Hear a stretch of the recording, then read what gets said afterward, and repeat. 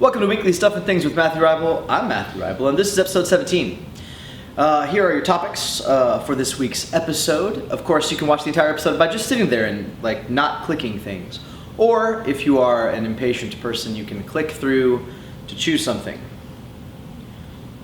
If you want to. You don't have to click, you can just sit and not click.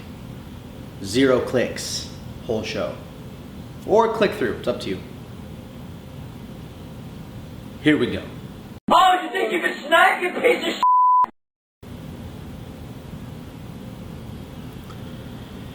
of Do you own a PS4? You should if you like gaming. I understand if you don't yet, they're expensive, but you should get a PS4. If you do have a PS4 and you're a PlayStation Plus member, which you should also be because PlayStation Plus is quite good, the game this month is Rocket League, and it's been talked about quite a bit. It's all over Reddit, and people are all about Rocket League. Basically, it's soccer, but you're playing soccer as a little RC car, and you can jump and zoom around, and you have a rocket booster on the back, and you play soccer as this little car. And you can play competitively online against other real humans and their cool little cars, or you can play offline against AI. If you're not playing it, you should be. It's quite a lot of fun. It's very addicting, and the fact that you can play, 4 humans versus 4 other humans is pretty awesome. The learning curve isn't too stiff. If you've done any driving games before, you'll pick it up pretty quickly.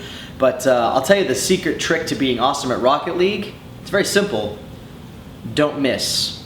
When you go for the ball, don't miss. If you miss, that's it, because people are getting quite good at this. So I say, play offline a bit, or play locally with some of your friends and enhance your skills before jumping online. Some of the people online have gotten pretty good pretty quickly. But if you're not playing Rocket League, you should definitely play Rocket League. It's awesome. How many times did I say Rocket League? Pop quiz, go. I don't know the answer, so it was not really a pop quiz. It was just a joke. Not a very good one. So, if you know me at all and have heard me speaking much lately about gaming, I will have probably spit out words concerning No Man's Sky. And I have friends who are, I would say, detractors a little bit, and they complain that it's not going to happen, it's not going to be as good as you think it is. They're very negative. Now, if we were talking about Star Citizen, I would understand and probably be on board with them, because that game's never coming out. But No Man's Sky is probably coming out. I feel pretty confident that it's going to come out, even though they haven't given us a release date. Over at IGN.com, they have a new video, which is linked to in the show notes. You should go check out. I'll show you just a quick glimpse of it here on Weekly Stuff and Things. But on IGN, there's a new video of them exploring 5 new planets on No Man's Sky. 5 is a very small number, considering there are literally trillions of stars in No Man's Sky, a full universe for you to, explore and check out and do stuff in. I think this game's going to be quite awesome, even if you just get to explore and name things and, gather resources and trade them. Not to mention, the combat and whatnot, which I think is going to be fun as well. I think this game's going to be pretty awesome. I have a feeling deep in my gamer gut that says it's going to be awesome. And if you haven't watched anything about No Man's Sky, go check it out. It's really, really looking pretty awesome, and I can't wait to hear a release date. Please happen soon.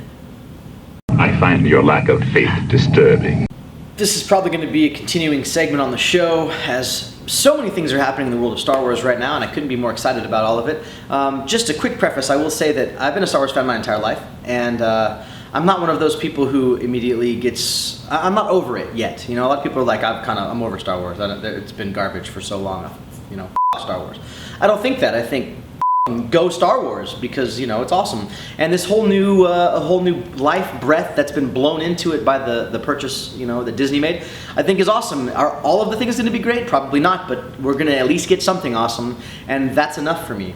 It may be just episode 7, it may be the entire new trilogy, it may be one of the new anthology films, I don't know, but we're going to get something that you're going to love if you're a Star Wars fan. I fully believe that, and so my mind is open and my heart is open, and I am just really excited about all the new Star Wars things. And most recently, I'm excited to hear about Shattered Empire. This is going to be a 4-issue comic book arc written by a great comic writer, Greg Rucka, who was responsible for Batman No Man's Land, other Batman titles he's written. He's written Wonder Woman, he's written some Spider-Man stuff in the Marvel Universe, some Wolverine, some X-Men Unlimited.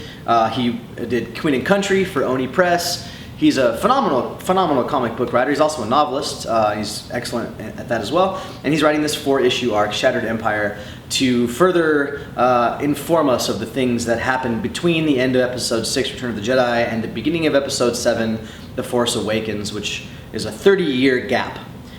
2 days after Shattered Empire begins its release, the first major novel, which is called Aftermath, comes out, and that was written by Chuck Wendig.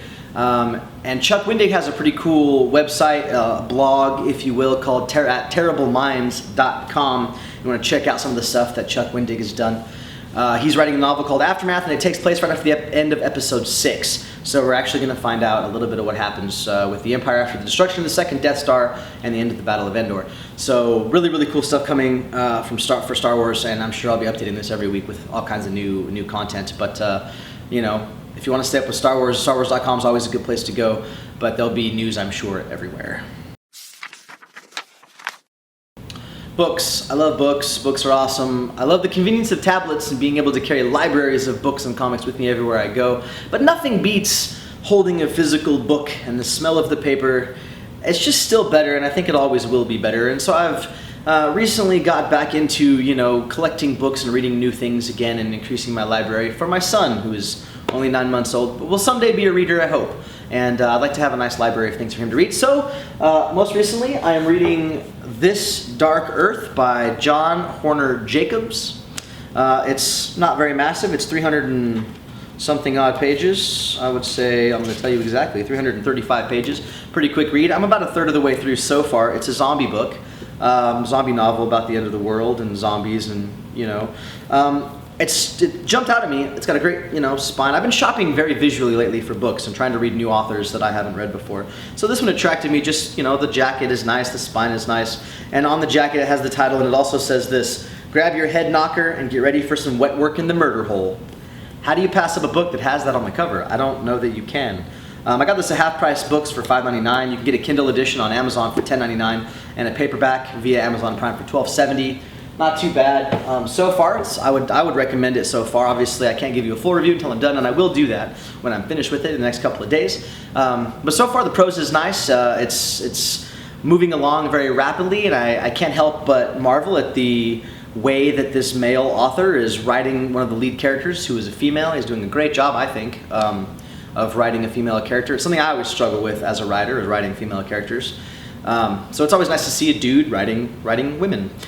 So anyway, if you like zombies and whatnot, and you like books, and you like quick reads, This Dark Earth might be something for you to check out. So I'm going to start with something that isn't now a film, but is anime. And the first season of it is on the Netflix. If you haven't watched this, you should check out Attack on Titan. I watched the first couple of episodes. I haven't gone further than that, but the first 2 episodes are quite good. Basically, these people live in these villages surrounded by these massive walls to keep them safe from these titans, which are effectively giant human beings who look all and seem to wreak havoc. I don't know a whole lot more about it than that, but that should be enough. Well, the trailer just dropped for the live-action Japanese film, Attack on Titan.